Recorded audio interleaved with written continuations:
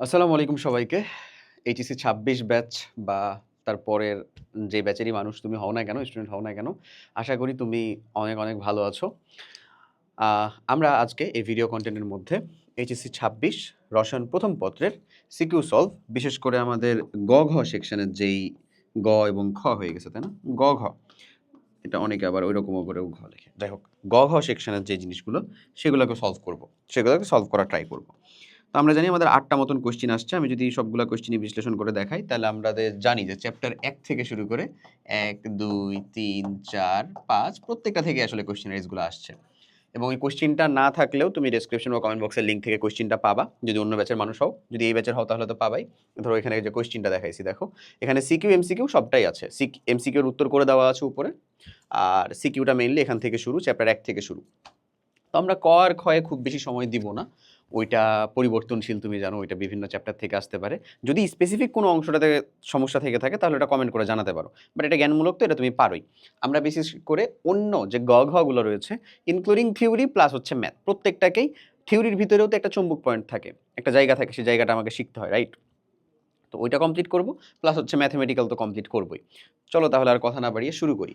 আমি যদি প্রথমেই চলে আসি আমাদের প্রথম ১ নাম্বার কোয়েশ্চেন, আমি একটু উদ্দীপকটা পড়ে শোনাই তোমাকে। ১ নাম্বার প্রশ্নের ক্ষেত্রে বলতেছে, একাদশের ছাত্র আহনাফ ল্যাবরেটরিতে টাইট্রেশনের মাধ্যমে প্রমাণ সোডিয়াম কার্বনেট দ্রবণের সাহায্যে অক্সালিক অ্যাসিড দ্রবণের ঘনমাত্রা নির্ণয় করার জন্য ১০ ml সোডিয়াম কার্বনেট নিলেন। মানে ও টাইট্রেশন করতেছে বেসিক্যালি, ওকে, অম্লক্ষার টাইট্রেশন। অন্যদিকে ওয়াসিফ অন্য একটি পরীক্ষণের নমুনা হিসেবে ৮০ মিলিগ্রাম পরিমাণ নিয়ে নির্দিষ্ট লক্ষ্য অর্জনের জন্য দহন প্রক্রিয়া সম্পূর্ণ করেন।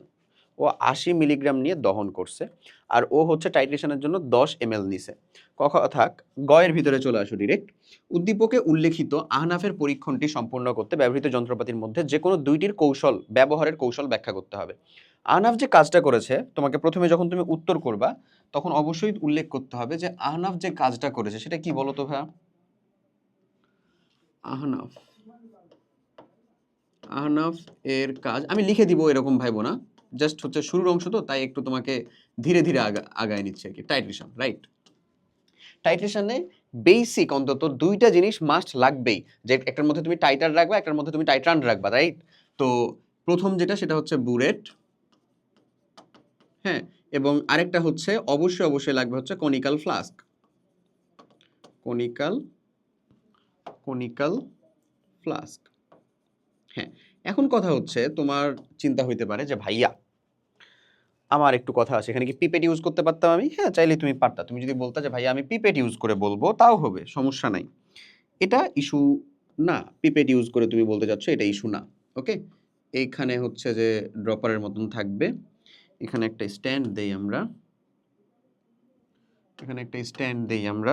এটা কেন দিচ্ছি জানো ভাই? এটা হচ্ছে যে তুমি চাইলে হচ্ছে যে এটাকে এরকম ভাবে মানে ফিগার সহ যদি ড্র করে দেখাও তাহলে আশা করি তোমার হচ্ছে যে আর কোনো ইস্যু থাকবে না। মানে তুমি ফুল মার্কটাই গ্র্যাব করতে পারো চাইলে। হুম? তো এইখানে হচ্ছে যে এইরকম ভাবে এমনটা থাকে আরকি। এমন। এবং এখানে হচ্ছে এই এটা স্টপার যেটা ঘুরায়া এখান দিয়ে হচ্ছে যে তুমি মেইনলি ফালাবা। তো বুলেট ব্যবহারের কৌশল কি? এই যে এরকম ভাবে বাম হাত ইউজ করে তুমি যে ব্যবহার করবা বুলেট, এটা কিভাবে রাখতে হয়, স্ট্যান্ডের মধ্যে রাখতে হয়, এই জিনিসগুলাই মেইনলি হচ্ছে যে এখানে তোমাকে বুঝাতে চাচ্ছে যে বুলেট ব্যবহারের কৌশলটা কেমন। ক্লিয়ার? ডান? এই এটুকুই তোমাকে ব্যাখ্যা করে দেখাতে হতো। বুলেট। তো বুলেটের ব্যবহারের ক্ষেত্রে পয়েন্ট কতটুকু দাগ দেয়া থাকে, কিভাবে ইউজ করতে হয়, কিভাবে ওর ভিতরে তুমি হচ্ছে যে তোমার প্রমাণ মানে যেটা তোমার জানা দ্রবণ বা অজানা দ্রবণ সেটাকে হচ্ছে যে মেইনলি ওর ভিতরে ইনলেট করবা, সে সব কিছু তোমাকে এখানে দেখাতে হবে। ওকে? এর পাশাপাশি হচ্ছে কনিক্যাল ফ্লাস্ক। কনিক্যাল ফ্লাস্কের অবস্থাটা কেমন? সরি। কনিক্যাল ফ্লাস্কের অবস্থাটা কেমন বলো তো? কনিক্যাল ফ্লাস্কের অবস্থাটা হচ্ছে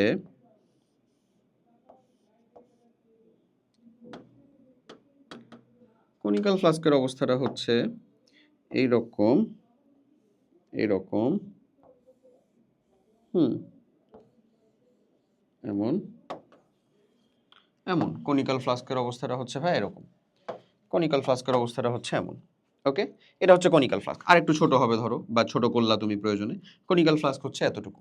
এই কনিক্যাল ফ্লাস্কের ব্যবহার বিধিটা কেমন? এই কনিক্যাল ফ্লাস্কের ভিতরে তুমি তোমার যে জানা দ্রবণের ঘনমাত্রাটা এবং জানা যে আয়তনটা সেটা দিবা। সেটা দিয়ে সেটাকে এই ড্রপলেট মানে প্রপার নির্দেশক ব্যবহার করে, ড্রপলেট ব্যবহার করে তুমি ফোঁটায় ফোঁটায় দ্রবণকে দিতে থাকবা এবং নির্দেশকের মাধ্যমে তার বর্ণ পরিবর্তনের মাধ্যমে যে সে দেখাবে যে আসলে তার কালারটা আসছে বা কালারটা চেঞ্জ হয়েছে, এটার মাধ্যমে সে বুঝাবে যে তোমার টাইট্রেশনটা কমপ্লিট হয়েছে। তো এই দুইটা যন্ত্র তুমি অলরেডি দিতে পারো। কেউ যদি অলরেডি পিপেট দাও, পিপেট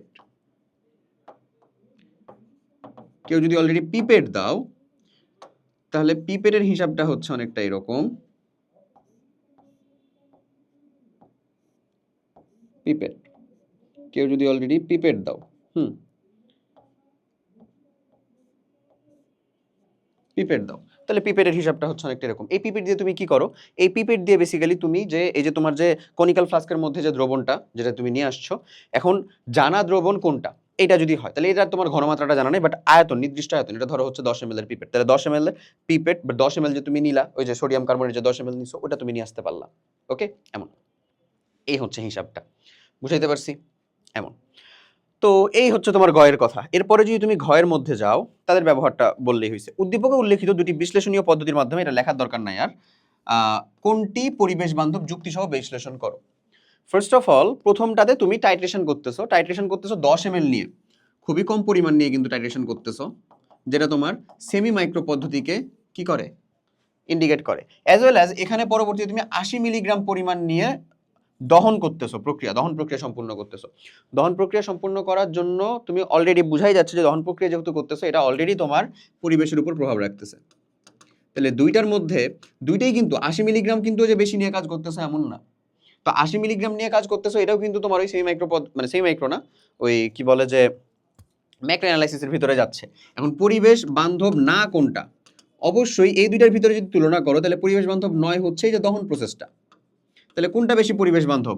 অবশ্যই তোমার টাইট্রেশন করলা, তাহলে লবণ পানি উৎপন্ন হলো, এই লবণ পানিকে পরবর্তীতে তুমি মানে লো কনসেন্ট্রেট করে ডিসচার্জ করে দিলা বা ডিসপোজ করে দিলা, বুঝা গেছে?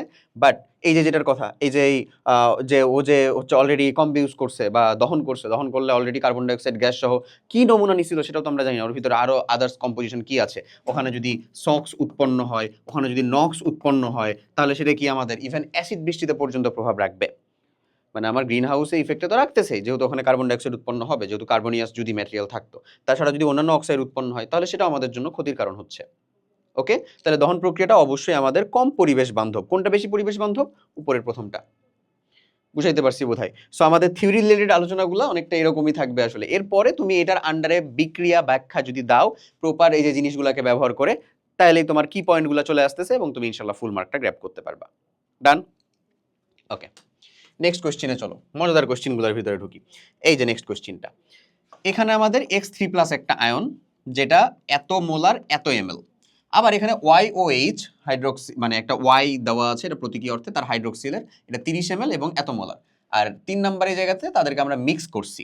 এখন এখানে বলা আছে একটা জিনিস, সেটা হচ্ছে যে Y এর পারমাণবিক সংখ্যা 11, তার মানে এটা হচ্ছে আসলে আমাদের সোডিয়াম হাইড্রোক্সাইড বা ক্ষার, পাত্র 2 এর ভিতরে। বাট এটা ফেরাম হবে, বাট বলে নাই ফেরাম।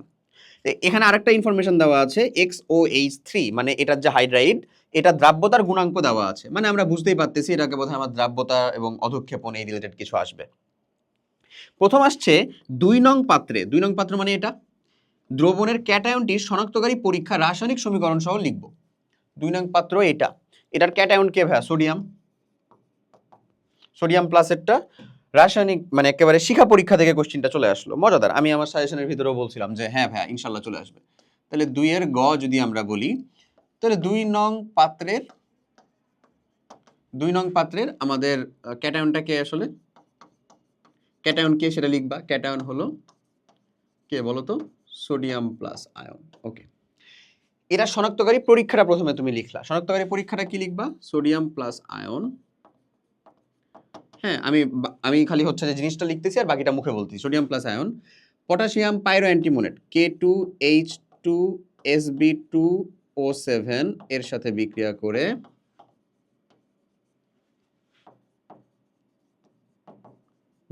করে কি করে বলতো? সাদা অধক্ষেপ তৈরি করে। দিয়ে তাকে শনাক্তকরণ করা যায়। কারণ এই যে পটাশিয়াম পাইরোঅ্যান্টিমনেটের সাথে তো অন্য আর কেউ বিক্রিয়া করবে না সোডিয়াম আয়ন ছাড়া। অধক্ষেপ তৈরি করে। বাস এটা ৩ মার্ক, এক্কেবারে ছাগা ৩ মার্ক। তুমি জাস্ট লিখতে পারলেই হইছে। আমি তো এগুলা শনাক্তকরণের সময় আসলে ক্লাসের ভিতরে করে বলে বুঝাতাম যে দেখো কিছু বিক্রিয়ক আছে যারা একেবারে স্পেসিফিক ওর সাথে বিক্রিয়া করবে, কিছু আছে যারা সাধারণ বিকারকগুলোর সাথে বিক্রিয়া করে, আর প্রত্যেকটার কালার কিভাবে কোনটার কালার হচ্ছে বা কি কালার হয় সেগুলো।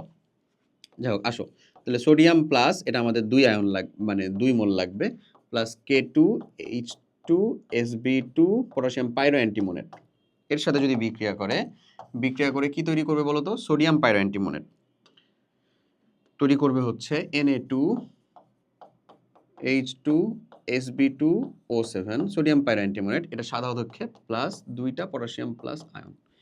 এটার কেমন অধক্ষেপ বলো? সাদা অধক্ষেপ।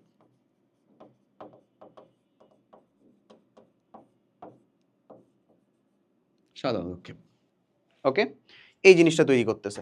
শেষ। এর মাধ্যমে সোডিয়াম আয়ন শনাক্তকরণ করা যাচ্ছে বা 2 নং পাত্রের ক্যাটায়নটিকে শনাক্তকরণ করা যাচ্ছে। সিরিয়াসলি শেষ। ডান।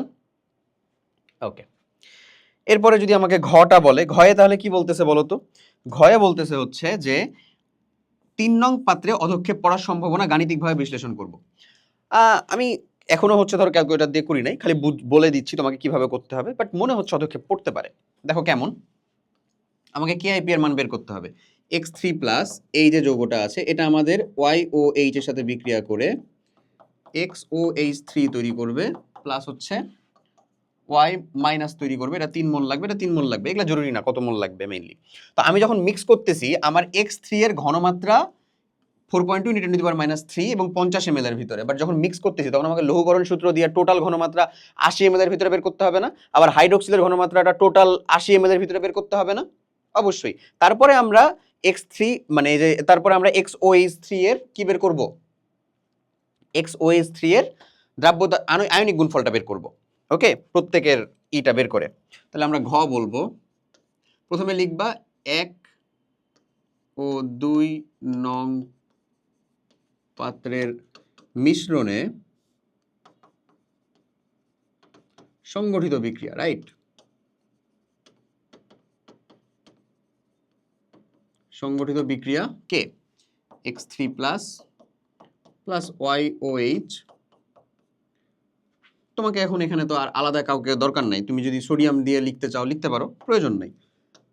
XOH3 প্লাস হচ্ছে 3Y মাইনাস এটা 3 মোল লাগবে। এই এটা হচ্ছে বিক্রিয়া। এখন মিশ্রণের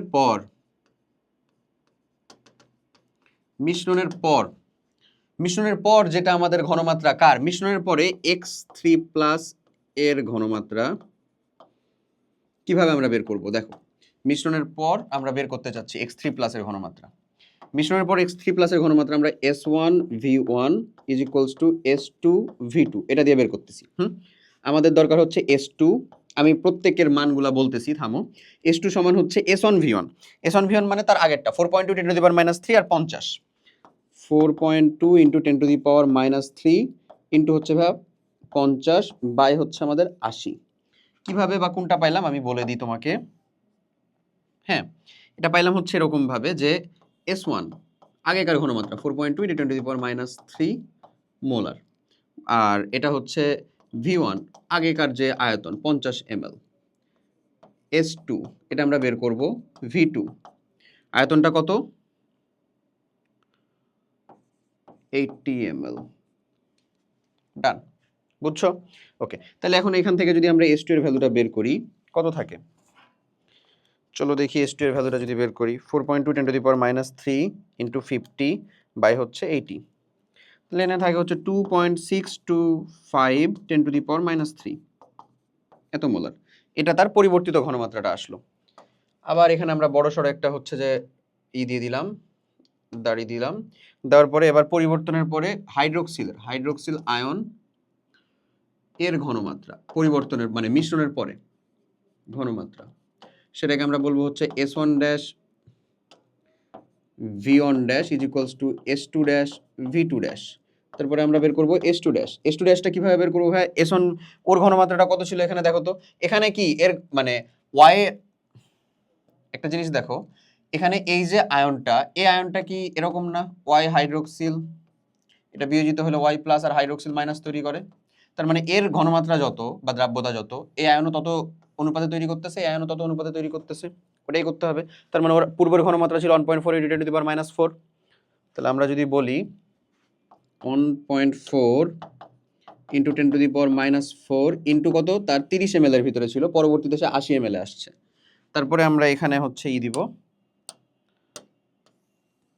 এরকম ভাবে দিব, কত দিব, S1 dash is equals two 1.4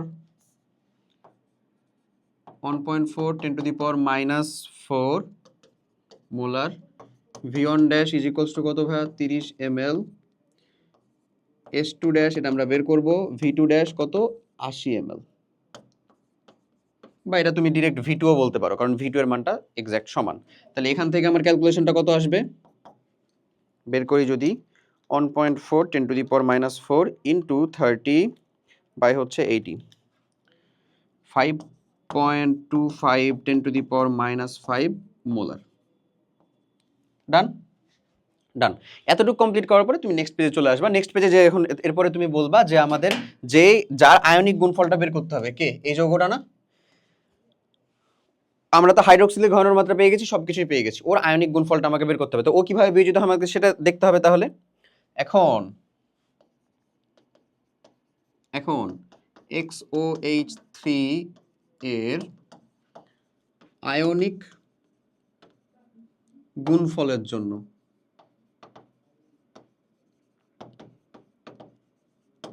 কি করতে হবে, দেখো XOH3 এটা কিভাবে বিয়োজিত হবে, X3 প্লাস প্লাস হচ্ছে আমাদের হাইড্রোক্সিল মাইনাস 3 হাইড্রোক্সিল মাইনাস। এখন এইটা যদি আমাদের S হয়, এটাও আমাদের তার সেম পরিমাণ মোল তৈরি করতেছে, বাট এটা তৈরি করবে কত, আমাদের 3S মোল পরিমাণ। বাট এই S আর S তো আলাদা আলাদা, এটা তো আর সম্পৃক্ত দ্রবণ না। এখন তো আমরা এই S দিয়ে করবো এরকমটা না, অবশ্যই না। তাহলে আমরা এই যে কিভাবে বিয়োজিত হয়েছে সেটা দেখার পর আমরা ডিরেক্ট লিখতে পারি KIP আয়নিক প্রোডাক্ট। এইটার আয়নিক প্রোডাক্ট কি হবে, X3 প্লাসের যে ঘনমাত্রা সেটা, ওর সামনে তো সহগ হচ্ছে 1, তাই তার পাওয়ারও হলো 1, এরপরে ইনটু হাইড্রোক্সিলের যে ঘনমাত্রা, এই হাইড্রোক্সিলের ঘনমাত্রার উপরে পাওয়ার হয়ে যাবে কত বলতো, 3। কেন, কারণ ওর সামনে তো সহগ ছিল 3। এরপরে তুমি ক্যালকুলেশনে এবার এই ভ্যালুগুলো বসাও, দেখো তো কত আসছে। এটা ছিল 2.625 10⁻³ 2.625 10⁻³ ওকে, ইনটু পরেরটা কত, পরেরটা আসছে হচ্ছে 5.25 10⁻⁵ 5.25 10⁻⁵ তার উপরে কিউব। এরপরে এর ক্যালকুলেশনটা কত হয় সেটা বের করো। এটা তার আয়নিক গুণফল চলে আসলো অবশ্যই, কত, 2.625 10⁻³ ইন্টু 5.25 10⁻⁵ তার উপরে কিউব,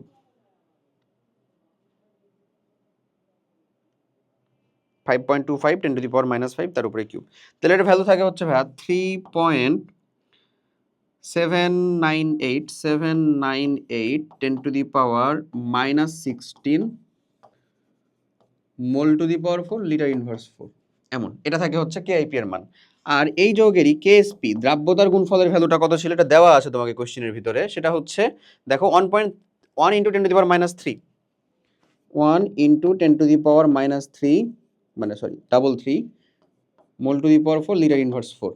তাহলে আমরা যদি বলি যে KIP এর মানটা অবভিয়াসলি অনেক বড়, শুধু বড় বলে বলবো না, কোথায় 16 আর কোথায় 33, KSP দ্রাব্যতার গুণফলের থেকে তার আয়নিক গুণফলের মান অনেক বড়, তার মানে অবশ্যই অধঃক্ষেপণ পড়বে।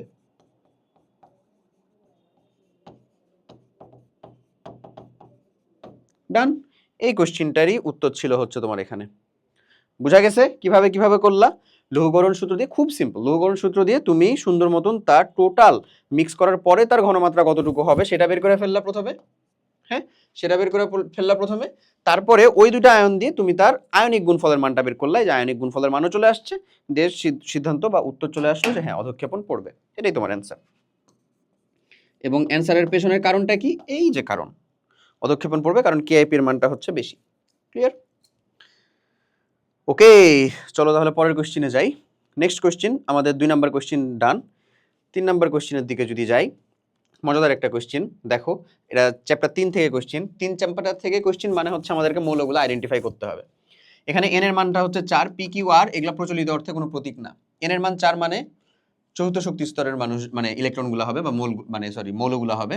তাহলে এটা হচ্ছে বুঝাচ্ছে তাহলে কত 3d5 সর্ববহিষ্ঠ শক্তি স্তর 4s1। এ আসলে কে বলো তো? ক্রোমিয়াম না? তারপরে n-1 মানে 3d6 4s2 মানে কে? ফেরাম না? তারপরে একে দেখো জিঙ্ক না? 3d10 4s2 zinc. বুঝছো? তার মানে এগুলাতে গ বা ঘতে অ্যান্সার করতে গেলে প্রথমত তোমাকে এই রেফারেন্সটা টেনে আগে বের করতে হবে যে ওকে এটা কার সর্ববহিষ্ঠ শক্তি স্তর ইলেকট্রন। ওকে, এটা তুমি আগে বের করবা। আমার এখানে আর দরকার নেই, আমি যেহেতু তোমাকে উত্তরটা করাই দিচ্ছি, কিভাবে লিখতে হবে এসব তো না। ওকে, কিউ মৌলের দুটি ভিন্ন জারণ সংখ্যা বিশিষ্ট সালফেট লবণের গলনাঙ্কের ভিন্নতার কারণ ব্যাখ্যা করো। এখানে অনেক পাবলিক চিন্তা করতে পারো বা ভাবতে পারো যে না জানি কোন ব্যাখ্যা দিতে হবে, ভ্যান ডার ওয়ালস নাকি হাইড্রোজেন নাকি কি বন্ধনের ব্যাখ্যা দিতে হবে। এগুলা কিচ্ছু না, এটা সোজা সাপটা ব্যাখ্যা হচ্ছে পোলার আয়ন, মেরুকরণ বা পোলার আয়ন। পোলার আয়ন রে বাবা, দুইটা দুইটা আমরা কি জানি, যার আয়নিক বৈশিষ্ট্য বেশি হয় তার কি হয়? গলনাঙ্ক স্ফুরণাঙ্ক অবশ্যই তার বেশি হওয়ার কথা, এমন না? তার দ্রাব্যতা বেশি হওয়ার কথা, তার হচ্ছে যে দ্রাব্যতা বলতে কি, পোলার দ্রাবকে পানিতে মেইনলি দ্রাব্যতা বেশি হওয়ার কথা, তার ঘাত সহতা তাপ সহতা বেশি হওয়ার কথা, এমনই না? তো এখানে বলছে গলনাঙ্কের ভিন্নতার কারণ। হ্যাঁ, তোমার দুইটার মানে এটার দুইটা ভিন্ন জারণ অবস্থা, একটা ফেরাস সালফেট একটা ফেরিক সালফেট, একটা ফেরাস সালফেট একটা ফেরিক সালফেট। এই দুইটার গলনাঙ্কের ভিন্নতার কারণটা কি আমি ব্যাখ্যা করে দিচ্ছি। দেখো, তুমি যদি যাও 3 গ, পি মৌলটি আমি ডিরেক্ট বলতেছি, হ্যাঁ, ফেরাম, এর দুটি মানে আমি অত কিছু লিখতেছি না, তুমি কিন্তু সুন্দর করে উপরে অনেকখানি জায়গা দিয়ে লিখবা, ওই যে সর্ববহিষ্ঠ শক্তি স্তরের ইলেকট্রন সংখ্যা, এন এর ভ্যালু 4, তাহলে পি মৌলটা ফেরাম, হ্যান ত্যান। দুটি ভিন্ন জারণ অবস্থা সালফেট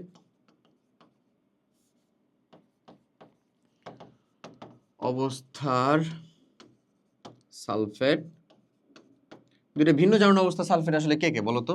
একটা হচ্ছে ভাইয়া ফেরাস সালফেট আর একটা হচ্ছে ভাইয়া ফেরিক সালফেট, রাইট? একটা হচ্ছে ফেরাস সালফেট, একটা হচ্ছে ফেরিক সালফেট। এখন এদের গলনাঙ্ক ভিন্ন ভিন্ন, গলনাঙ্ক ভিন্নতার কারণ হলো পোলারায়ন বা মেরুকরণ, যাই বলো না কেন। ওকে, পোলারায়ন বা মেরুকরণ আমরা প্রথম যে সূত্র বা ফরমেশন থেকে জানি, ফাজানের নীতির প্রথম সূত্র থেকে কি জানি, যার এটা রেফারেন্স দিবা, ফাজান হতে যার চার্জ বেশি তার পোলারায়ন বেশি। তারপরে এটা ব্যাখ্যাটা বলবা, পোলারায়ন বেশি। এটা কি ঠিক? এটার সাথে কি তুমি একমত পোষণ করো?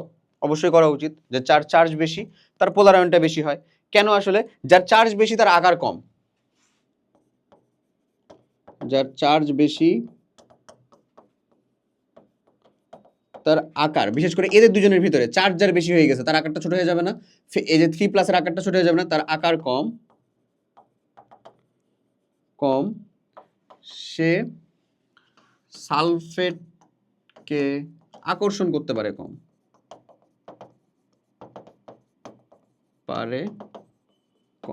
অর্থাৎ যদি আমি সিম্পলি বলি পোলারায়ন বেশি,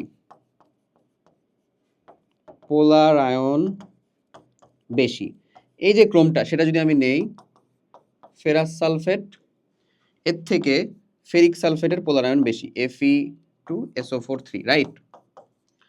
গলনাঙ্ক তাহলে বেশি কার হবে আসলে বলো তো? যার পোলারায়ন বেশি তার তো গলনাঙ্ক কম হবে। তাই গলনাঙ্কের ক্রম,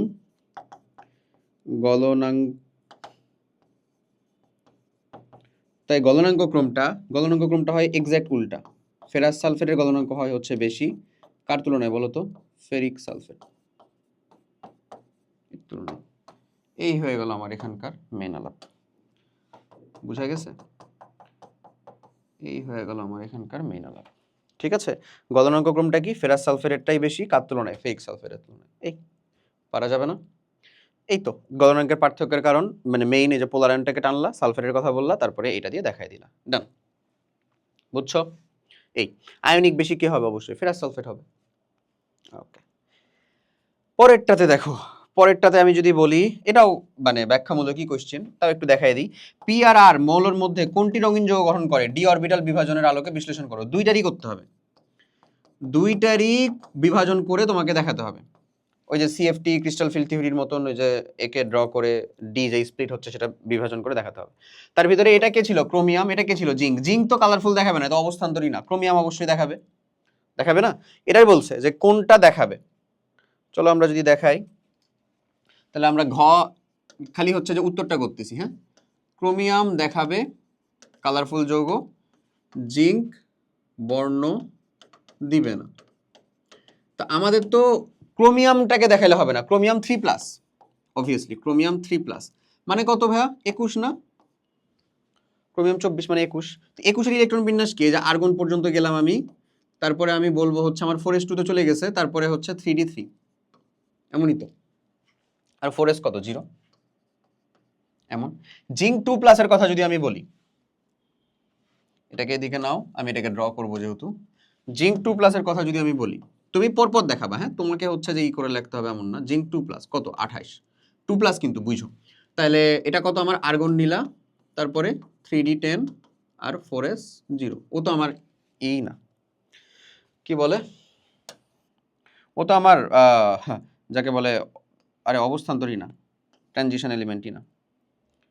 ওকে, তো এই যেমন, ঠিক আছে। এখন এখানে আমরা এই বরাবর দিব হচ্ছে, এটা বরাবর দিব হচ্ছে আমরা এনার্জি, এই। তারপরে এটাকে জাস্ট সিম্পলি আপনি নিয়ে নাও। আচ্ছা না, ওয়েট, এটাকে এখন ডিলিট করো, আরো একটু আমরা ভাঙি, তারপরে হচ্ছে যে নেই। আচ্ছা, ডি অরবিটাল মনে করো এখানে নিলাম, তারপরে এটাকে এখন আমরা ভাঙবো।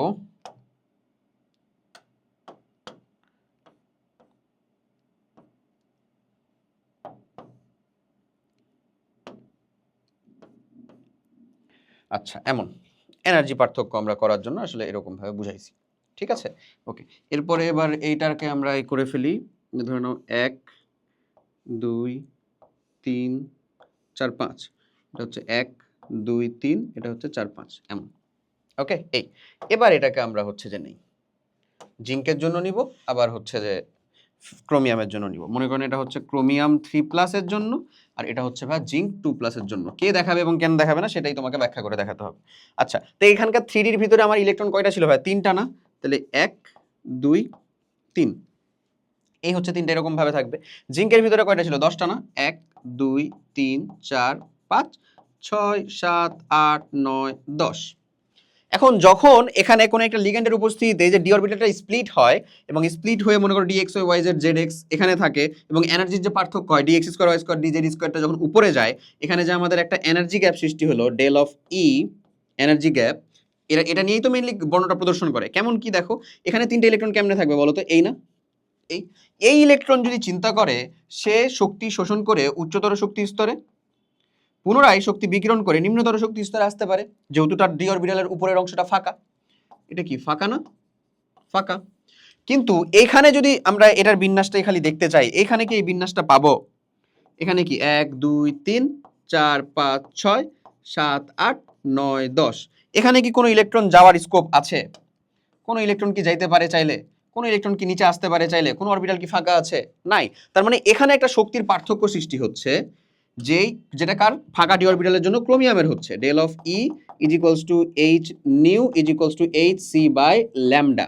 বাট এখানে ডেল অফ ই বলে কিছু নাই, শক্তি পার্থক্য কিছু নাই। Del of E, sorry not equals to 0, আবার বলছি, ডেল অফ ই বলে কিছু নাই, শক্তি পার্থক্য নাই। এখানে ইলেকট্রন যাওয়া আসাই করতে পারে না। তো এই যে এখানে যেহেতু হচ্ছে, সে যেহেতু পারতেছে, দ্যাটস ওয়াই এই শক্তি পার্থক্য সৃষ্টি হওয়ার দরুন যে ল্যামডা বা তরঙ্গ দৈর্ঘ্য পাচ্ছি, সেটা যদি আমাদের দৃশ্যমান অঞ্চলের সমান হয় 380 থেকে 780 ন্যানোমিটার, তাহলে সেটাকে আমরা দেখতে পাবো এবং সে কালারফুল কম্পাউন্ড দেখাবে। এই যে ফাঁকা ডি অরবিটাল থাকার জন্য, বা অপূর্ণ আসলে বা আংশিক পূর্ণ ডি অরবিটাল থাকার জন্য, কিন্তু এটা পরিপূর্ণ আছে। আবার পুরোটার যদি ডি অরবিটাল ফাঁকা থাকতো তাও দেখতে পাইতাম না। ক্লিয়ার করতে পারছি? ডান। ওকে, এই হচ্ছে এটার কোশ্চেন। বুঝা কি গেছে? আশা করি বুঝতে পারছো। তাহলে ডান, এটা ডান, এটা ডান। চলো নেক্সট কোশ্চেনের দিকে যাই। ওকে, এই যে একটা মজাদার কোশ্চেন। এই কোশ্চেনটা দেখো কি বলে। এই কোশ্চেনটা বলতেছে দুইটা আমাদেরকে আয়নীকরণ শক্তির সাথে পারমাণবিক সংখ্যার ভ্যালু দেওয়া আছে। এটা 3 থেকে শুরু করছে। মানে কি থেকে শুরু করছে? অবভিয়াসলি লিথিয়াম থেকে। Lithium, beryllium, boron, carbon, nitrogen, oxygen, same to same অমনি শুরু করছে। বলতেছে সাধারণ তাপমাত্রায় ডি আর এফ এর মোলের হাইড্রাইড দ্বয়ের ভৌত অবস্থা ভিন্ন কেন? ডি কে এটা 6 মানে ভাইয়া কার্বন, কার্বন মানে তার হাইড্রাইড কি? মিথেন। আবার যদি আমরা বলি হচ্ছে এফ, এফ মানে কি 8 মানে কি ভাইয়া অক্সিজেন, অক্সিজেন মানে তার হাইড্রাইড কি? পানি। তো এই ভৌত অবস্থা কি? গ্যাস। এর ভৌত অবস্থা কি ভাইয়া? তরল। কেন? এই ভিন্নতার কারণটা কি? এই ভিন্নতার কারণ হচ্ছে ওই মৌলদ্বয়ের উচ্চ তড়িৎ ঋণাত্মকতার পার্থক্য, বা তুমি সোজা বাংলায় বলতে পারো পোলারিটি। এবং পানির ভিতরে পোলারিটি বেশি থাকার জন্য পানির মধ্যে হাইড্রোজেন বন্ধন তৈরি হয়, যেটা পানির অবস্থাটাকে তরল করে। যেটা হাইড্রোজেন সালফাইড গ্যাস, ও কিন্তু তরল না আবার। বাট মিথেনের তড়িৎ ঋণাত্মকতার পার্থক্য, কার্বন হচ্ছে ভাই 2.5 আর হাইড্রোজেন হচ্ছে ভাই 2.4 মানে 0.4। এটা হচ্ছে একটা অপোলার সমযোজী যারা দুর্বল ভ্যান ডের ওয়াল বল দ্বারা আকর্ষিত থাকে। দ্যাটস ওয়াই ও হয় হচ্ছে ভাই গ্যাসীয় কে CH4 বা মিথেন, কিন্তু পানি হয় কি? তরল। তাহলে আর এক্সট্রা করে ব্যাখ্যা করার দরকার আছে? তাহলে আমাকে দুইটা পয়েন্ট ব্যাখ্যা করতে হইতো। একটা হচ্ছে ভাই পোলারিটি, আর পানির ভিতরে স্পেসিফিক ভাবে বলতে হবে হচ্ছে হাইড্রোজেন বন্ধন। ডান? পোলারিটি এবং হাইড্রোজেন বন্ধন। অর্থাৎ আমি যদি এটা তোমাকে জাস্ট একটু বলে দিই, তাহলে আমি বলবো হচ্ছে যে 4 গ। তাহলে একটা হচ্ছে আমাদের কার্বনের হাইড্রাইড মিথেন, আর একটা হচ্ছে আমাদের পানি। এটা হচ্ছে একটা তড়িৎ ঋণাত্মকতার পার্থক্যে অপোলার সমযোজী। ওয়াই অপোলার সমযোজী কেন? অপোলার সমযোজী হচ্ছে 2.5 মাইনাস 2.1 ইজ ইকুয়ালস টু 0.4 তড়িৎ ঋণাত্মকতার পার্থক্য, ইলেকট্রন নেগেটিভিটির পার্থক্য। ওকে, আচ্ছা। আর পানির ক্ষেত্রে আমরা যদি বলি তীব্র তড়িৎ ঋণাত্মকতার পার্থক্যের জন্য এখানে হাইড্রোজেন বন্ধন থাকে, পোলার সমযোজী।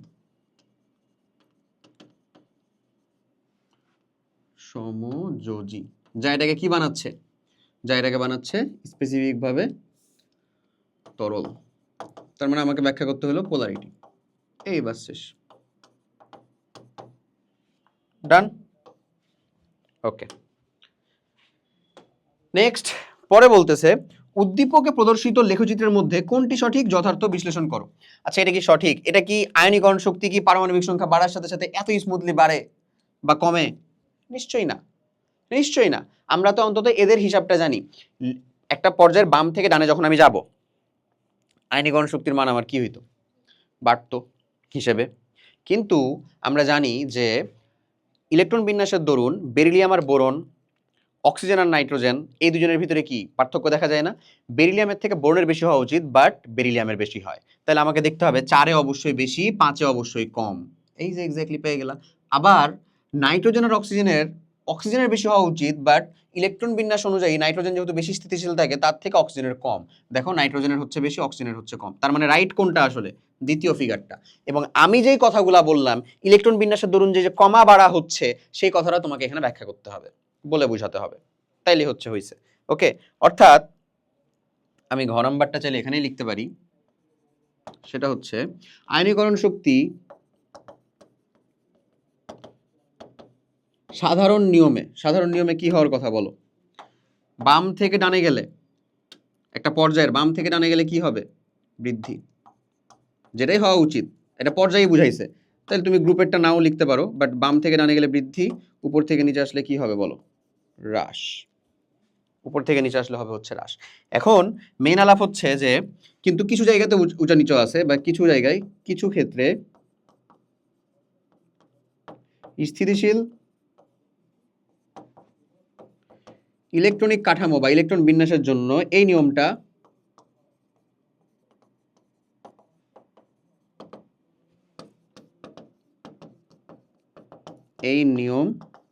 মানে না। যেমন বেরিলিয়াম ও বোরনে বলবা যে বেরিলিয়াম বাট বোরনের ভিতরে কার বেরিলিয়ামের বেশি হওয়া উচিত, সরি বোরনের বেশি হওয়া উচিত এই হিসাব অনুযায়ী, যেহেতু বাম থেকে ডানে গেলে বৃদ্ধি হবে, বাট হয় হচ্ছে আসলে রিয়েলিটিতে কি বেরিলিয়ামের বেশি হয় বোরনের থেকে। আবার নাইট্রোজেন ও অক্সিজেনের জন্য হওয়া উচিত মেইনলি অক্সিজেনের বেশি, বাট হয় হচ্ছে নাইট্রোজেনের, কারণ এটার অরবিটাল ফুলফিল হাফ ফিল থাকে, এটার অরবিটাল ফুলফিল থাকে। এই ডান। তার মানে সঠিক কোন লেখচিত্রটা? দ্বিতীয়টা। সঠিক কোন লেখটা? দ্বিতীয়টা। আমরা বলবো সঠিক লেখ হচ্ছে আমাদের কোনটা? এই যে এইটা, দ্বিতীয়টা। ক্লিয়ার? ডান। চলো 5 নাম্বার কোশ্চেনের দিকে যাই। 5 নাম্বার কোশ্চেনটা বলছে আমাদের 4 নাম্বার চ্যাপ্টার থেকে, মজাদার একটা কোশ্চেন, 4th চ্যাপ্টার থেকে, এবং সব মানে সহজ একেবারে যাকে বলে। দেখো কি বলে, উদ্দীপকে উল্লেখিত 1 নং বিক্রিয়ায় কেসি এর মান নির্ণয় করব। আমাকে এখানে কেপি নির্ণয় করার জন্য যথেষ্ট ইনফরমেশন দেওয়া আছে। এটা PCl3 না, PCl5 বিয়োজিত হয়ে, তার মানে alpha square P 1 minus alpha square. Easy, আলফার ভ্যালু দেওয়া, সব পিটি সবই দেওয়া। যেহেতু তোমাকে এখন ভেঙে করতে হবে, একটু ভাঙলা। তারপরে এখানে লাশ আতিলের নীতি ব্যাখ্যা করতে হবে, তাও কি অ্যামোনিয়া তৈরি করার ভিতরে। আই রে আল্লাহ রে, উদ্দীপকে বিক্রিয়া দুটির উপরই, এটার উপরেও এটার উপরেও। তাপমাত্রা ও চাপের পরিবর্তনের প্রভাব যুক্তি সহ ব্যাখ্যা করো। আমি এটা বলে দিচ্ছি কোনটা করলে কি হবে। আগে হচ্ছে চলো গড় নির্ণয় করি। বিয়োজিত হচ্ছে কত? 70%, আর 1.5 হচ্ছে অ্যাটমসফিয়ার প্রেসার। তাইলে আমরা যদি গ করি, পি না, AB5 থেকে তৈরি হচ্ছে কত ভাই? AB3 প্লাস B2, তাই তো? এখন প্রাথমিক অবস্থায়, ইনিশিয়াল বা শুরুতে প্রাথমিক অবস্থায় 1 0 0 মোল নিয়ে শুরু করলাম। এরপরে আমরা ধরলাম আলফা মোল বিয়োজিত হচ্ছে, তারপরে এটা কি হচ্ছে? সাম্য অর্জন করলো। সাম্যাবস্থায় 1 মাইনাস আলফা হচ্ছে, এখানে আলফা তৈরি করতেছো, আলফার পরিমাণটাই হচ্ছে 70%। আলফা ইজ ইকুয়ালস টু 70%, মানে হচ্ছে 0.7, আর মোট প্রেসার ওখানে হচ্ছিল কত? 1.5 অ্যাটমসফিয়ার। ওকে, এখন মোট মোল সংখ্যা কত? সাম্যাবস্থায় মোট মোল সংখ্যা হচ্ছে 1 minus alpha plus alpha plus alpha, which is actually 1 plus alpha. Okay, এটা হচ্ছে মোট মোল সংখ্যা পাইলাম আমি সাম্যাবস্থায়। এখন আমি আংশিক চাপ নিব কার? AB5 এর যদি আমি আংশিক চাপ বের করি, সেটা হবে হচ্ছে ওর মোল সংখ্যা, হ্যাঁ, বাই মোট মোল সংখ্যা ইনটু টোটাল চাপ, এটা। আচ্ছা, তারপরে আমি যদি আংশিক চাপ বের করি AB3 এর, সেটা কত? ওর মোল সংখ্যা মোট মোল সংখ্যা ইনটু মোট চাপ। আমি যদি এটা B2 এরটা বের করি, সেটাও কত হবে বলো তো? ওর মোল সংখ্যা মোট মোল সংখ্যা মোট চাপ। আমি ভ্যালুগুলো বসাতে পারতাম, বসাচ্ছি না ইচ্ছা করে। এরপরে আমি কেপি এর মানটা লিখব। কেপি সমান কত হবে? আংশিক চাপ অফ AB3 ইনটু আংশিক চাপ অফ B2, মানে সাম্যাবস্থায় যারা বিক্রিয়ক, উৎপাদ, বাই হচ্ছে বিক্রিয়ক AB5। ভ্যালুগুলো যদি বসায় দাও, তাহলে থাকে কত? Alpha by 1 plus alpha into P into alpha by 1 plus alpha into P by হচ্ছে 1 minus alpha by 1 plus alpha into P. সব যদি কাটাকাটি করো, তাহলে এখানে থাকে basically alpha square P 1 minus alpha square, right? এটাই। তাহলে কেপি এর ভ্যালুটা দাঁড়াচ্ছে আমাদের, কেপি এর মানটা কত দাঁড়াচ্ছে? Alpha square P 1 minus alpha square. এবার যদি ভ্যালুগুলো বসায় দাও, আলফা স্কোয়ার পি মানে কত ভাই? 0.7 তার স্কোয়ার ইন্টু 1.5 বাই হচ্ছে 1 মাইনাস 0.7 তার স্কোয়ার। তাহলে এই ক্যালকুলেশন যদি দাও, 0.7 তার স্কোয়ার ইন্টু 1.5 বাই হচ্ছে 1 মাইনাস 0.7 তার স্কোয়ার, এটার ভ্যালু থাকে হচ্ছে 1.44117, এমন, মানে এত এটিএম। ডান। এখন কথা হচ্ছে এটা কেপি এর মানটা কোন এককে থাকে বেসিক্যালি, সেটা আমাদেরকে চিন্তা করতে হবে। এটার মানটা ওই অ্যাটমসফিয়ার, পি এর উপরে যেহেতু একটা মাত্র কিছুই নাই, অ্যাটমসফিয়ার এককেই থাকবে। এবার আমাকে তো বলছিল কেসি এর মান বের করতে, কেসি। তাহলে তাপমাত্রাটা কত ছিল? 30 ডিগ্রি সেলসিয়াস তাপমাত্রা। এবার KP equals to KC RT to the power del N দাও। KP is equals to KC RT to the power কত? ডেলএন। ডেলএন এর ভ্যালুটা কত পাবা তুমি বলো তো? 1। কেমনে? এই যে 2 মাইনাস 1 মানে কত? 1। 2 মাইনাস 1 মানে কত? 1। আচ্ছা, তাহলে কেপি এর মানটা পাইলাম 1.44 ইজ ইকুয়ালস টু কেসি বের করবা RT 0.0821 দাও। 30 ডিগ্রি সেলসিয়াস তাপমাত্রা, টেম্পারেচারটা কত হবে তাহলে? 30 ডিগ্রি সেলসিয়াস মানে হচ্ছে আমাদের 293 কেলভিন। সরি 303 কেলভিন, কি বলি 303 কেলভিন, আচ্ছা ইন্টু 303 টু দি পাওয়ার 1, তাহলে কেসি এর মানটা কত দাঁড়াচ্ছে আমাদের? কেসি এর মানটা দাঁড়াচ্ছে, এটা কি আমি লিটার অ্যাটমসফিয়ার এককে নিছি না? লিটার অ্যাটমসফিয়ার এককে তো নিছি, এই যে এটা দেখো এখানে যেহেতু অ্যাটমসফিয়ার একক ছিল তাই এটাকে লিটার অ্যাটমসফিয়ার এককে নিয়ে রাখছি 0.0821 ওইটা, তাহলে আমরা বলতে পারি 1.44 বাই হচ্ছে কত 0.0821 ইন্টু 303, এটা থাকে হচ্ছে 0.058 কেসি। ডান, দেখো ডান, বুঝা গেছে? কেসি এর ভ্যালু, কেপির ভ্যালুটা এখান থেকে নিয়ে আসলাম, কেসি এর ভ্যালুটা এখান থেকে, বুঝছো কি? কেসি এর মানটাই তো নির্ণয় করতে বলছে, আর তো কিছু না। এবং এটা কত হবে, মানে এই মোল পার লিটার বা মোলার হবে আসলে, যেটাই বলো না কেন। কিভাবে? ওই যে সিম্পল একক, এখানকার ভিতরে দেখো ভাই ডেল এন এর ভ্যালু দিয়েই আসলে বোঝা যায় যে এটার এককটা কত হবে। ডেল এন এর মান যেহেতু মানে মোল পার লিটার এককই হবে। বুঝাইতে পারছি আশা করি। ডান। এবার ঘ নাম্বার, এখানে ঘ নাম্বার কোশ্চেনটা কি বলছে? খুবই সহজ, বলছে দুইটা বিক্রিয়ার ক্ষেত্রেই তাপমাত্রা ও চাপ প্রভাবের পরিবর্তনটা আমরা ব্যাখ্যা করব। ওকে, ব্যাখ্যা করেই বুঝাবা, অনেক লেখা যায় এখানে, বাট আমি যদি সিম্পলি বলি AB5 বিক্রিয়াটা এটা করতেছে, এ করতেছে AB3 plus B2, del H এর ভ্যালুটা বলছে পজিটিভ ভি, মানে একটা তাপ উৎপাদী বিক্রিয়া।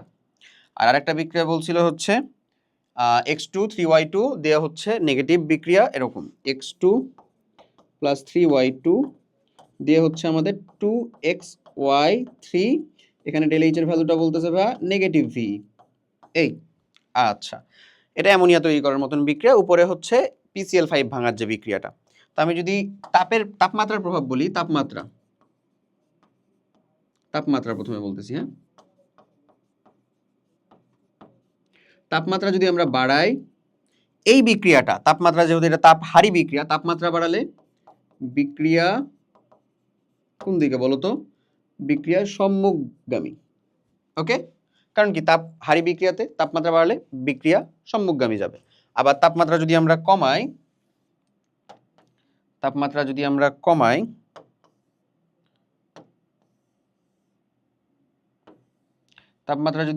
তাহলে বিক্রিয়া হবে আমাদের কি বলতো? পশ্চাৎমুখী।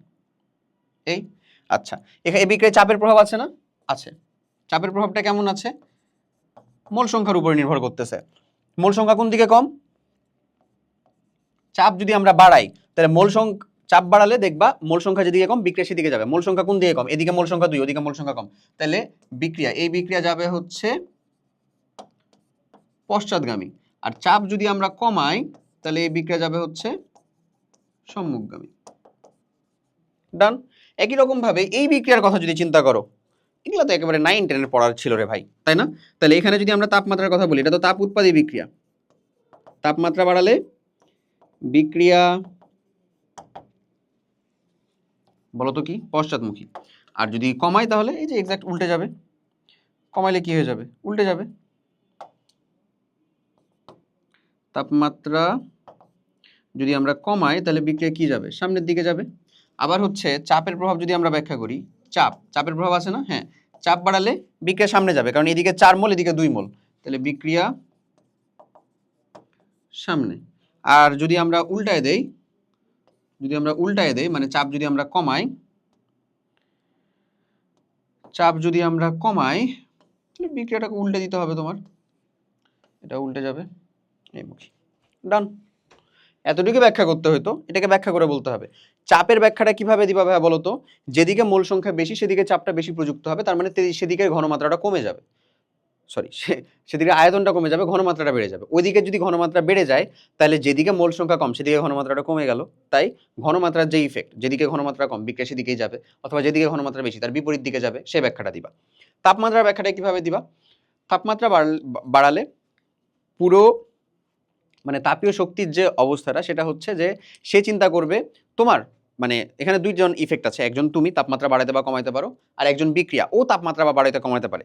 এটা যেমন তাপহারী বিক্রিয়া, এই বিক্রিয়া যদি সামনের দিকে অগ্রসর হয় তাহলে তাপ কমবে, তাপ শক্তি হ্রাস পাবে। যদি পিছনের দিকে অগ্রসর হয় তাহলে তাপ শক্তি বাড়বে, ব্যাপারটা এমন না? তো তুমি তাপমাত্রা বাড়ালে ওর টার্গেট হবে তোমার বিপরীত কাজটা করা, বা তুমি যেটা করবা সেটাকে সে নিউট্রাল করে রাখবে। তুমি যদি তাপমাত্রা কমাও বা তাপ কমাও, তাহলে ও চিন্তা করবে তাপমাত্রা আমাকে বাড়াইতে হবে। তুমি ধরো এই একটা বিক্রিয়াতে তাপমাত্রা কমাই দিলা, তাহলে ওর চিন্তা কি হবে, তাপমাত্রা আমাকে বাড়াইতে হবে। এখন বিক্রিয়াটা সামনের দিকে অগ্রসর হলে তাপ শোষিত হইতো, তাহলে পিছনের দিকে অগ্রসর হইতে হবে, এটাই কথা। তাই এই বিক্রিয়াটাতে তাপমাত্রা যদি কমাও তুমি, বিক্রিয়া পিছনের দিকে যাবে। দেখো তাপমাত্রা কমাইলে বিক্রিয়া পিছনের দিকে গেছে, মিলবেই। এই ব্যাখ্যা। ক্লিয়ার? ডান। 6 নাম্বার কোশ্চেন।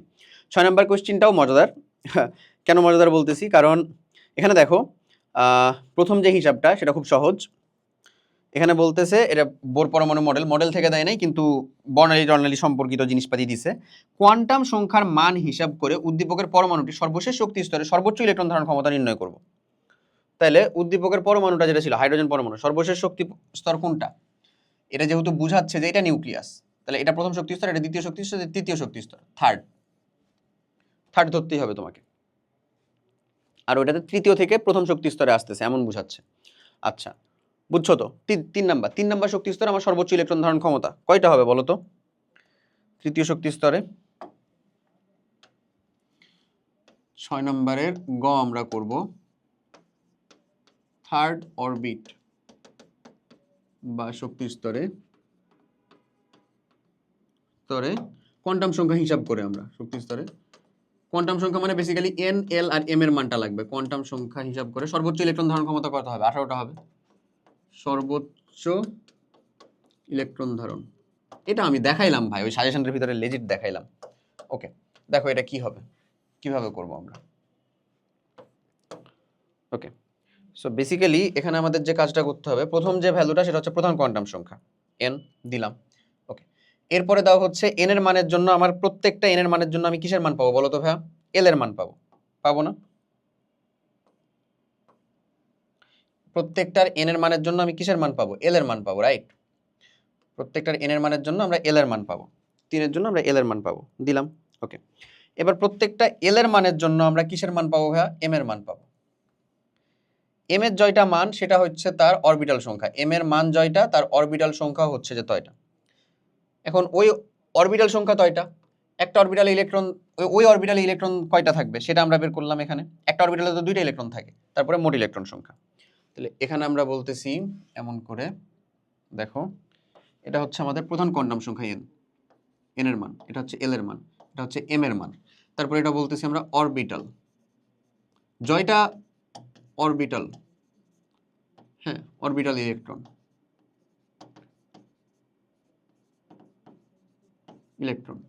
মোট ইলেকট্রন। ডান। তো এন এর মানের সাথে মোট ইলেকট্রনের সংখ্যাটা আসলে কত হয়? 2n স্কয়ার না? ওই সূত্র দিয়ে আমরা পরে দেখে নিব যে আমাদের সূত্রটা মিলতেছে কিনা। এন এর মানটা কত বলতেছি? 3। এন এর মান যদি 3 হয়, এল এর মান হয় হচ্ছে যে 0, এল এর মান হইতে পারে হচ্ছে 1, এল এর মান হইতে পারে হচ্ছে কত? 2। এই কয়টাই মান হইতে পারে না? এল এর মান, এল এর মান যখন 0, এম এর মানও তখন 0। এল এর মান যখন 1, এম এর মান তখন হচ্ছে -1, 0, +1। এম এর মান যখন এল এর মান যখন 2, তখন এটার মান হয় হচ্ছে -2, -1, 0, 1, 2। এই ভ্যালু। এখন অরবিটাল সংখ্যা দেখো, কাউন্ট করো। এখানে এম এর মান জয়টা, অরবিটাল তয়টা? এম এর মান কয়টা? একটা, অরবিটাল কয়টা? একটা। এম এর মান কয়টা? 3টা, অরবিটাল কয়টা? 3টা। এম এর মান কয়টা? 5টা, অরবিটাল কয়টা? 5টা। এখন এখন এই অরবিটালে একটা অরবিটাল ইলেকট্রন থাকে 2টা, তার মানে এদেরকে অরবিটাল ইলেকট্রন যেহেতু কাউন্ট করতে হবে, তুমি 2 দ্বারা গুণ করে দিবে, জাস্ট 2। এখানে কত হবে? 6। এখানে কত হবে ভাই? 10। তাহলে টোটাল ইলেকট্রন সংখ্যা কয়টা? এই তিনটার যোগফল, সেটা হচ্ছে 18। ডান, ডান। এবার তুমি এটাকে দিয়ে সুন্দর করে পার্থক্য করে দিবা। কেমনে? এই যে এমনে। বুঝছো জিনিসটা কেমনে? এই যে এমনে। ডান না?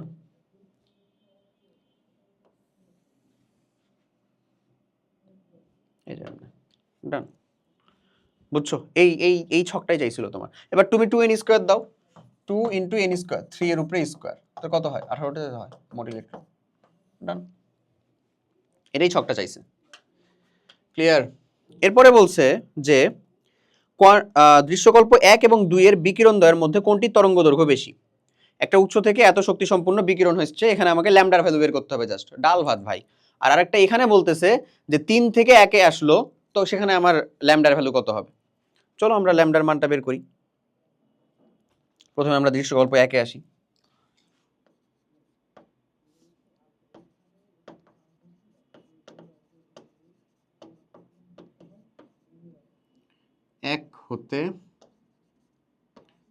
এইচ হাইয়েস্ট কত 3 থেকে কোথায় আসছে সে NL বা আসছে হচ্ছে 1 একে।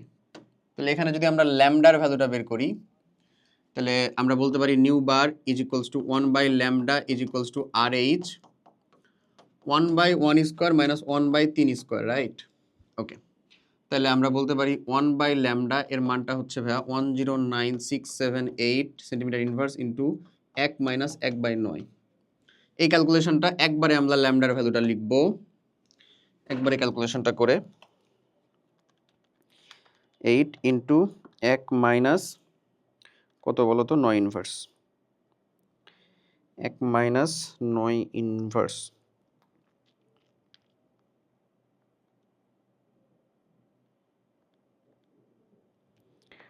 নয় তার ইনভার্স, আচ্ছা 9 ইনভার্স 1। ওকে, এটাকে তারপরে ইনভার্স করে ফেলো, তাহলে চলে আসে হচ্ছে এর ল্যামডার ভ্যালুটা আসে হচ্ছে এত সেন্টিমিটার। আমরা এটাকে ন্যানোমিটারে করে নিই, একবারে ন্যানোমিটারে করবো, ন্যানোমিটারে করে নিই, টু দি পাওয়ার সেন্টিমিটার থেকে ন্যানোমিটার করলে হলে 7। তাহলে 102 পয়েন্ট, আচ্ছা আমি একবারে করতেছি কিন্তু, আচ্ছা একবারে না করে মানে ভেঙে করি, না হলে আবার প্যারা খাবা। আচ্ছা 1.025 10 to the power minus 5 centimetre, বা একবারে যদি আমি এখন ক্যালকুলেশনটা বলতে চাই তাহলে হচ্ছে 102.573 ন্যানোমিটার। এটা হচ্ছে দৃশ্যকল্প 1-এ।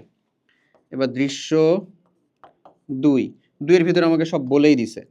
Del of E is equals to H nu, বা বলতে পারো হচ্ছে H C by lambda is equals to কত কত বলছিল দেখো তো, কত বলছিল? বলছিল হচ্ছে 3.03 × 10 to the power minus 19, 3.03 10 to the power minus 19 joule. তাহলে এবার আমাদেরকে ল্যামডার মানটা বের করতে হবে। ল্যামডার মানটা যদি আমরা বের করি কি করব? আমরা জাস্ট হচ্ছে 6.626 10 to the power minus 34 into 3 into 10 to the power 8 by কত করব? 3.03 10 টু দি পাওয়ার মাইনাস 19। এই ক্যালকুলেশনটাতে আমাদের ল্যামডার ভ্যালু চলে আসে। তাহলে আমরা যদি বলি 6.626 10 to the power minus 34 into 3 into 10 to the power 8 by হচ্ছে 3.03 10 টু দি পাওয়ার মাইনাস 19, তাহলে থাকে হচ্ছে 6.56 10 টু দি পাওয়ার মাইনাস 7। এটাকে যদি আমরা এখন, এটা হচ্ছে মিটারে থাকে, এটাকে যদি আমরা ন্যানোমিটারে নিতে চাই তাহলে ইন্টু ইন্টু 10 টু দি পাওয়ার 9, তাহলে আসে হচ্ছে 656.04 ন্যানোমিটার। তাহলে এটা হচ্ছে ল্যামডা 2, বা বেসিক্যালি বা এটাকে বলতে পারো তুমি ল্যামডা ড্যাশ। তাহলে আমরা বলতে পারি ল্যামডা ড্যাশ বা দৃশ্যকল্পের ল্যামডা 2 এর মানটা হচ্ছে ল্যামডার থেকে বড়। এটাই অ্যান্সার। এটাই তো চাইছিল, কে কার থেকে বড় কে কার থেকে ছোট, এটাই অ্যান্সার। বল রে, পারবো? সহজ না জিনিসগুলা, আদৌ এত কঠিন? এটাই তো চাইছিল। দৃশ্যকল্প 1 আর 2 এর বিকিরণ দ্বয়ের মধ্যে কোনটি তরঙ্গ দৈর্ঘ্য বেশি? গাণিতিকভাবে বিশ্লেষণ করব। 2 এর বেশি তরঙ্গ দৈর্ঘ্য, ডান। 2 এর শক্তি কম। ওকে, আচ্ছা একেবারে শেষের দিকে চলে আসছি। ওকে, চলো আমরা হচ্ছে পরের কোশ্চেনটা দেখি। একটা এই যে দেখো এক্স আর ওয়াই সম্পৃক্ত হাইড্রোকার্বন আণবিক ভর দেওয়া আছে, এটা কি মিথেন না? কিভাবে বুঝতেছি এটা মিথেন? গঠন তাপ ফার্স্ট অফ অল -75 দেওয়া আছে, যেটা আমরা বুঝবো না, আণবিক ভর দিয়ে বুঝতেছি। এটা তো বলে দিচ্ছে সম্পৃক্ত হাইড্রোকার্বন, এটাও সম্পৃক্ত হাইড্রোকার্বন হবে। তাহলে এটা তুমি C2H6 দেখো না, এটাই তো হচ্ছে ইথেন। C2H6 হচ্ছে, এটাই ইথেন। ওকে, তার গঠন তাপ দেওয়া আছে আর ভর দেওয়া আছে 30, দেখো ভরও 30 হয়। ওকে, এরপরে বলতেছে যে আমাদের এক্স যৌগের গঠনাকৃতি সংকরণের মাধ্যমে ব্যাখ্যা করো। এক্স যৌগের গঠনাকৃতিটা কি হবে? এক্স মিথেন কি হবে? 7 গ, এক্স যৌগটি মিথেন। সম্পৃক্ত হাইড্রোকার্বন দিয়ে লিখবা, তারপরে ভর দিবা, দিয়ে যাই হোক লিখবা হচ্ছে মিথেন। সংকরায়ন, এর মধ্যে সংকরায়ন কত? আমরা প্রথমে সেটা বের করব। Hybridisation number half of V plus X minus C plus A. তাহলে এখানে ভি কেন্দ্রীয় মৌলের সর্বস্থ শক্তি স্তরের ইলেকট্রন সংখ্যা কত? 4 প্লাস একযোজী মৌল কয়টা? 4টা, মাইনাস 0 প্লাস 0 হয় হচ্ছে sp3, যার আকৃতি হবে কি? চতুস্থলকীয় বা সুষম চতুস্থলকীয়। কোনো লন পেয়ার ইলেকট্রন নাই, সুষম চতুস্থলকীয়। আকৃতিটা কেমন? কার্বনকে কেন্দ্রে দাও, হাইড্রোজেন হাইড্রোজেন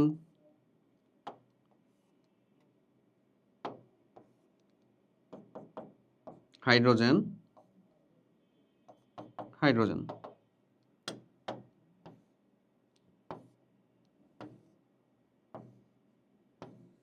এমন না আকৃতিটা? এই মিথেন, ডান, সুষম চতুস্থলকীয়। বুঝছো? এই আকৃতিটাই লিখে ড্র করতে হইতো। এই তারপরে একটা ম্যাথ দিছে, এটা এত সহজ রে ভাই, লেজিট, এটা এত সহজ, মজা করতেছি না আসলেই। এই ম্যাথটা দেখো, বলতেছে যে এক্স আর ওয়াই এর মধ্যে জ্বালানি হিসেবে কোনটি অধিকতম উত্তম। আচ্ছা, তো জ্বালানি হিসেবে অধিকতম উত্তম মানে কি? যার বিটিইউ এর মানটা বেশি, ব্রিটিশ থার্মাল ইউনিট দিয়ে আসলে ব্রিটিশ ক্যালোরিফিক মান বের করা লাগে। ক্যালোরিফিক মানের হিসাবটা হচ্ছে যে তুমি পার গ্রামের হিসাবে করবা, পার গ্রামে। মানে কেমন আমি বলি, এখানে তোমাকে দহন তাপ দিয়ে দিছে না, এদের দহন তাপ দেওয়া আছে। তোমার বেসিক্যালি লাগবে যে জিনিসটা, সেটা কি? সেটা হচ্ছে এদেরকে ব্যবহার করে কার্বন ডাই অক্সাইডের সাথে তুমি পুড়ায়া, অক্সিজেনের সাথে পুড়ায়া তুমি আসলে কতটুকু পাচ্ছ তোমার কি বলে যে আলটিমেটলি তাপ শক্তি, সেটা বের করতে হবে। এখন ওদের প্রত্যেকের দহন বিক্রিয়া যদি তোমাকে কমপ্লিট করতে হয়, তোমাকে একটা জিনিস এখন এখানে আসলে বুঝতে হবে যে এখানে কার্বনের দহন তাপ দিছে কার্বন ডাই অক্সাইড তৈরি করার, আর হাইড্রোজেনের দহন তাপ দিছে সেটা তৈরি করার, মানে পানি কার্বন ডাই অক্সাইডের পানিটা দিয়ে দিছে অলরেডি, ওটা দিয়ে দিছে। তোমাকে এখন বাকি ক্যালকুলেশন আসলে মানে হিসাবে করে উত্তর বের করতে হবে, এই জাস্ট, আর কিছু না। বুঝছো? বিক্রিয়া এনথালপি বের করতে হবে হিসাব করে। কিভাবে করব চলো দেখি, বুঝি বা বুঝার চেষ্টা করি। প্রথমটা আমরা পাইলাম হচ্ছে ঘ। আচ্ছা, এক্স হচ্ছে ভাই আমাদের মিথেন, CH4 মিথেন। এখন মিথেনের সাথে যখন আমরা দহন বিক্রিয়া করব, 2 মোল লাগে বেসিক্যালি আমাদের। কি তৈরি করবে রে? পানি তৈরি করে, কার্বন ডাই অক্সাইড তৈরি করবে, প্লাস পানি তৈরি করবে। এই তো বিক্রিয়া, রাইট? দহন বিক্রিয়া এই তো। এখানে যখন তোমাকে এখন ডেল এইচ এর মানটা বের করতে হবে, 2 কি লাগবে আমাদের? না না, হ্যাঁ 2 লাগবে, 2 লাগবে। আচ্ছা, এখানে যখন ডেল এইচ এর মানটা তুমি বের করবা, কি করবা? ওদের টোটালটাকে এদের টোটাল থেকে বাদ দিবা, তাই তো, তাই না? আচ্ছা, তো এখানে এখানে এটার গঠন তাপ দেওয়া আছে না? দেখো গঠন তাপ -75 দেওয়াই আছে, তা আমার তো এটা নিয়ে সমস্যা নাই। এটা দহনের মাধ্যমে এখন উৎপন্ন তাপটা কত আমরা সেটা হিসাব করব। অলরেডি কার্বন আর হাইড্রোজেনের দহন তাপ যথাক্রমে দেওয়া আছে 395 220, 395 220 অলরেডি দেওয়া আছে, মানে এটার গঠন তাপ 395, এটা 220 করে এটা দেওয়া আছে, এটা আমরা পেয়ে গেলাম। তারপরে যেটা আমাদের মুক্তমূলক বা যেটা আমাদের একক অণু, তাদেরটা হচ্ছে কত হয় আসলে? 0 হয়। তাহলে আমি যদি এখন হিসাব করি এটা, তাহলে আমরা প্রথমে বিক্রিয়কের হিসাব করো, সরি উৎপাদগুলোকে কার্বন ডাই অক্সাইড, মানে del H of carbon dioxide plus del H of 2 mole del H of পানি, পানি পানি ওকে, মাইনাস একটাই হবে শুধু, সেটা হচ্ছে del H of CH4 methane. আর এটার তো ভ্যালু বা তুমি দিতে পারো যে 2 mole del H of oxygen, but অক্সিজেনের ভ্যালুটা এটার মানটা কত আসলে হয়ে যায়? এটার মানটা হয় হচ্ছে যে লেজিট 0। বুঝছো? তাহলে এখন এই ক্যালকুলেশনের আমি উত্তর যদি বের করি ডিরেক্ট, তো এই উত্তর বের করলে হবে না, এখানে আরেকটু ক্যালকুলেশন আছে, ফ্যাক্টরা আছে, ফ্যাক্টরাটা আমি বলতেছি, ঐকিক নিয়মে একটু কাজ করা লাগবে। তো আগে ভ্যালুগুলো লিখে ফেলি। ভ্যালুগুলো কত ছিল এখানে? 395, ওটা ছিল 220, তাহলে এটা ছিল হচ্ছে 395 প্লাস 2 গুণিত 220, ওকে, মাইনাস হচ্ছে ভাইয়া -75 ছিল না এখানে, -75, ওকে। সো এই ক্যালকুলেশনটুকু কত হয় তাহলে? বের করো তুমি। 395 প্লাস 2 গুণ 220 প্লাস 75 দিয়ে দাও, তাহলে হয় হচ্ছে 910 কিলোজুল পার মোল, এমন। এখন আমাকে মিথেনের কিলোজুল পার মোল দিয়ে আসলে হিসাব নেই, এটা 1 মোলের হিসাবে আসলে আমাকে পার গ্রামের হিসাবে আসতে হবে। তাহলে আমরা বলতে পারি যে 16 গ্রাম, এটা কত ছিল আসলে? 16 গ্রাম না? 16 গ্রাম পুড়িয়ে তুমি শক্তি পাবা কত? 910 কিলোজুল। একে কত? 910/16। এই ক্যালকুলেশনটুকু অনেকে করে না, এতটুকু করার পরে থেমে যায়। তাহলে 910 ভাগ হচ্ছে 16, মানে তুমি পার গ্রামে পাবা হচ্ছে 56.875 কিলোজুল পার গ্রাম, কিলোজুল পার গ্রাম, এমন। এই পার গ্রামের হিসাবটা তোমাকে ইথেনের জন্য বের করতে হবে। চলো ইথেনের জন্য যদি বের করি, C2H4, এটাকে ওয়াই হচ্ছে basically ethane, H6 sorry, plus এবার তুমি কাকে নিবা, অক্সিজেনকে নিবা। কত মোল অক্সিজেন লাগবে তোমার, এটা একটা মজাদার জিনিস। তুমি ওই এক্স প্লাস ওয়াই দিয়ে করছো না, মিলাইছো না, এটা মিলানো তো আমারই কঠিন না। 2 মোল হবে হচ্ছে কার্বন ডাইঅক্সাইড, কারণ এক্স এর ভ্যালু যায় তাই হবে, প্লাস পানি হবে হচ্ছে 3 মোল। তাহলে এবার তুমি অক্সিজেনটা হিসাব করে দাও, 4 আর 3 7, তার মানে এটা হবে হচ্ছে 7/2 মোল। এখন তুমি চাইলে এটাকে 2 দ্বারা গুণ করতে পারো, শুধু শুধু বাড়বে, দরকার নেই। এটা তো আলটিমেটলি তোমার এমনিও 0 হবে, 0 হবে না? এটা 3.5 দিলা, 0 হবে না? 0 হবে। তাহলে এবার তুমি যদি আসলে এখানে তার দহন তাপ কার, ওই যে ওই C2H6 এর দহন তাপ নির্ণয় করো, সেটা ডেল এইচ এর ভ্যালুটা নির্ণয় করবা, সেটা কত আসবে আসলে, ডেল এইচ ড্যাশ নির্ণয় করলাম মনে করো, এটা ওই যে 2 into del H of carbon dioxide plus 3 into del H of পানি, right, minus del H of C2H6 plus 7/2 del H of HO2। এটা তো জিরোই হবে, এটা তো জিরোই হচ্ছে। তাহলে এখানে যদি আমরা বলি এটা কত ছিল আমাদের, 395 220, তাহলে এখানে হচ্ছে 2 গুণিত 395 প্লাস 3 গুণিত 220, ওকে, মাইনাস 85, এই তো এটারটা, আর ওটা তো জিরোই। তাহলে এই ক্যালকুলেশনে কত থাকে আসলে, 395 প্লাস 3 গুণিত 220 প্লাস 85, 1535 কিলোজুল পার মোল। ওকে, এখন আমাকে পার গ্রামে হিসাব করতে হবে। এর ভরটা কত ছিল রে, ওটা তো বেরি করছিল 30 গ্রাম। তাহলে 30 গ্রাম পুড়িয়ে পাবা আসলে কত, 1535 কিলোজুল। তাহলে 1 গ্রাম পুড়িয়ে কত পাবা ভাইয়া, ভাগ 30, 1535 ভাগ হচ্ছে যে 30, দেখো আলটিমেটলি মিথেনের থেকে কমই পাচ্ছ, 51.167 কিলোজুল পার গ্রাম। তাহলে পার গ্রামের হিসাবে তোমার ভালো জ্বালানি হইলো কোনটা, ভাবতেছিলা বেশি শক্তি মানে হচ্ছে কি, এই যে বেশি শক্তি যেখানে পাচ্ছি সেই ভালো হচ্ছে, 1535 পাচ্ছি না, পার গ্রামের হিসাবে কার বেশি, মিথেনের বেশি 56। তার মানে কি মিথেন ভালো জ্বালানি, বা এক্স বা ভালো জ্বালানি। ডান, আশা করি বুঝতে পারছো, ক্লিয়ার? আর কিছু লাগবে? হোপসো লাগবে না, ডান। এই ছিল এখানকার আলাপ, বুঝাইতে পারছি? গ ঘ শেষ। এরপরে আসে উদ্দীপকের এ এর পরিষ্কার কৌশল ব্যাখ্যা করো। এগুলা পারবা ভাই, এগুলা নিয়ে কিছু আর বলবো না। টয়লেট ক্লিনার, এই টয়লেট ক্লিনারের ভিতরে যে তুমি সোডিয়াম হাইড্রোক্সাইড এবং সোডিয়াম হাইপোক্লোরাইড যেটা থাকে OCl, ওখানে যে ক্লোরিনটা জায়মান অবস্থায় থাকে, ওই জায়মান ক্লোরিনটাই মেইনলি পরিষ্কার কৌশল মানে পরিষ্কার করে, তো এটা তুমি জানো, এটা আর বললাম না। এরপরে বলতেছে উদ্দীপকের এ এর পরে, আর BCD এর মধ্যে কোনটিতে সামান্য তড়িৎ বিশ্লেষণ যোগ করলেও কোয়াগুলেশন হবে না। BCD এর ভিতরে দেখো দুধ, কোয়াগুলেশন যোগ করো, কোয়াগুলেশন হবে। চিনির জলীয় দ্রবণ, এটার ভিতরে হবে না। কাদা পানি, এটার ভিতরে, এটা তো সাসপেনশন, এটা একা একাই হচ্ছে যে পড়ে যাবে, এটা তো কোয়াগুলেশনের দরকারই নাই। তাহলে আলটিমেটলি সি এর ভিতরে দিলে কোয়াগুলেশনটা হবে না। ক্লিয়ার? এই ছিল হচ্ছে তোমার টোটাল সামারি।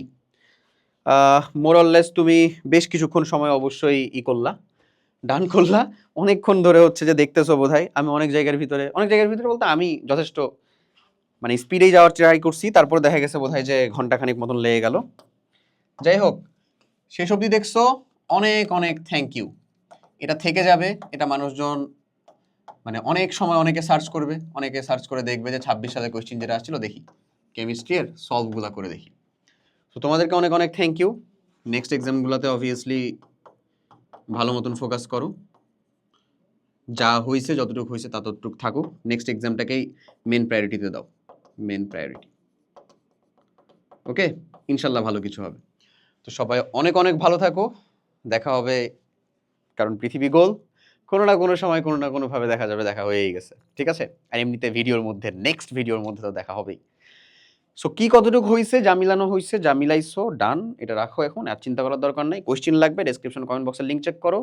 এই পিডিএফটা লাগবে, ডেসক্রিপশন বা কমেন্ট বক্সের লিঙ্ক চেক করো, কোনো সমস্যা নাই, তাইলেই ডান। তারপরে সেকেন্ড পেপার মোস্ট প্রায়োরিটি দিয়ে পড়া শুরু করো। আল্লাহ হাফেজ, আসসালামু আলাইকুম।